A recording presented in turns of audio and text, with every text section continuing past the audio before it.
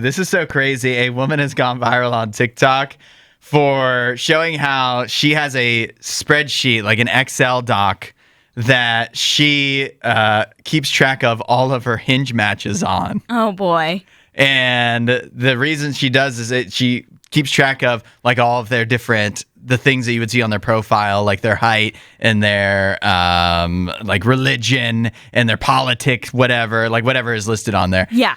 She adds that all in as well. Here's why.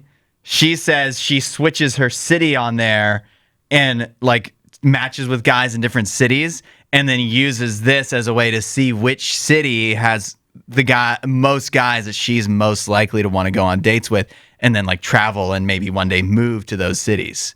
What? Yeah. She's really meticulous. Really scientific with this. Yeah. And I don't know if this is accurate, if this is her exaggerating, but the TikTok where she shows this, she goes, "Sorry, I can't go out tonight. I have to document 513 men on my dating spreadsheet."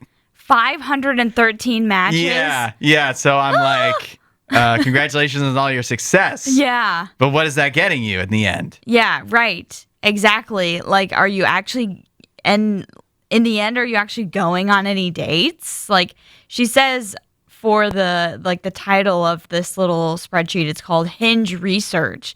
Well, is it research or is it you trying to find a boyfriend? Like, what are you trying to do here?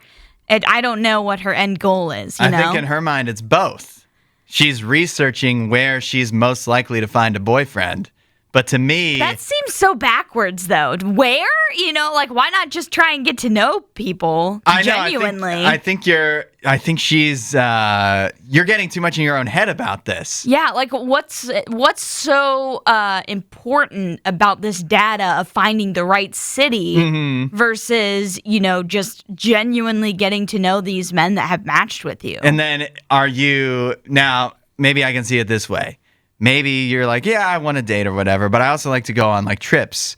And so you're like, where should I go on my trip? Well, let me see which town has the most guys for me to choose from if I go visit there. I can see that, but that's not how it's exactly presented. Yeah. And if this is truly like your approach as this woman to try to find the perfect guy, and you just have to find which city to start in and then go from there, I do think, yeah, you're spending so much time collecting data that you're missing out on the experience of getting to know anybody. Yeah, I feel like this is just a misuse of a dating app, which we see that all the time. Yeah. So it's not shocking. But yeah, I just feel like you're not genuinely trying to get to know anybody if your plan is to do research to find what city to go to. Like, why? It's like a spreadsheet of choice paralysis to me. Exactly. And that's my biggest issue with dating apps is it ultimately leads to choice paralysis if you let it. Because if you don't let it lead to choice paralysis, there's ways that it could work. I know people that have found significant others, people that they're married to or are getting married to through dating apps. So they can work, but not this way. This is a guaranteed failure. Like, if you want to try and focus more on, like, let me see all these statistics I can write down. Spending this time documenting these guys, and if they're good guys, by the time you actually meet them, they're not going to be single anymore. Well, I don't know about that, but, like, you're diminishing their value by just being like, they're another stat line on my research,